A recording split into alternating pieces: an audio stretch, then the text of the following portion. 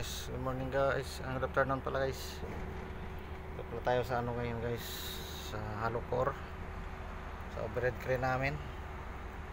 Nagkaroon ng problema yung overhead crane. Ayaw siya umano, ayaw baba. Yung down niya, high speed sa low speed wala. So hanapin ko pa ito, bakit kaya? So samahan nyo ko guys. Ito yung guys, oh.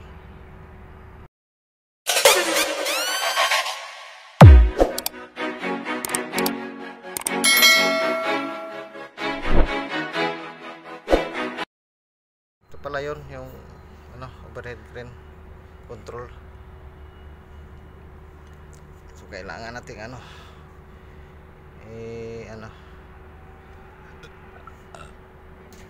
bye. Soya bak. Kida. Soya only ah.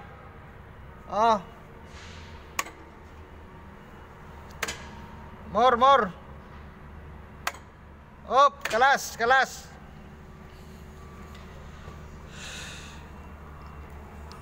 Hirap.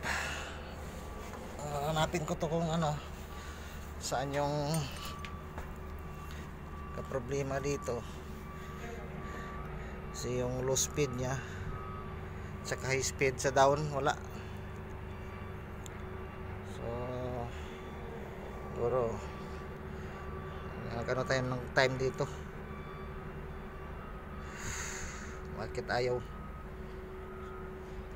So video lang ako guys kung ano uli, kung ano problema nya. So guys, yan ako yung ito pala sa rin guys, to yung relay, yung power relay na normally close, normally open, power control relay. Yan guys, oh. Down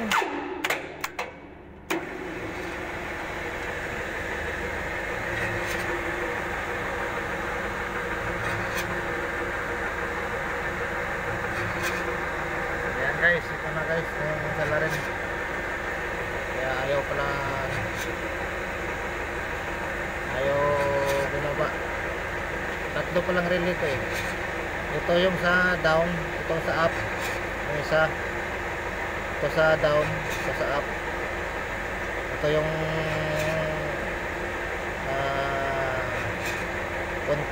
control, yung relay control niya dito sa ano, lahat ng system dito. Pag wala ito, ayaw kumana lahat. Sa protection, overload protection relay siguro.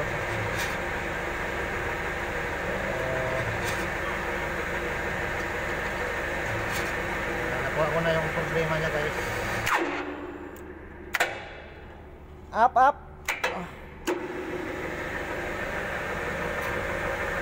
ayan, ito up yan, indicator niya. Nakuha ko na yung problema. Okay ito, nagpalit ko lang yung relay, nagpalit para parehas lang naman yan. So thanks God, binigyan niya tayo ng kalaman guys sa ating trabaho at nakuha natin kagad yung problema. Ayan. Ito pala yung overload relay na protection sa high speed na coil ng motor. Protection to guys, kasi pag mag high ampere siya, mayroong protection, hindi masusunog kagad yung motor. Thanks for watching. Sana may makuha kayo na kaalaman din sa mga about sa electrical troubleshooting. So tsaga lang, dapat tsaga ka talaga para makuha yun. Oh! Wait. So,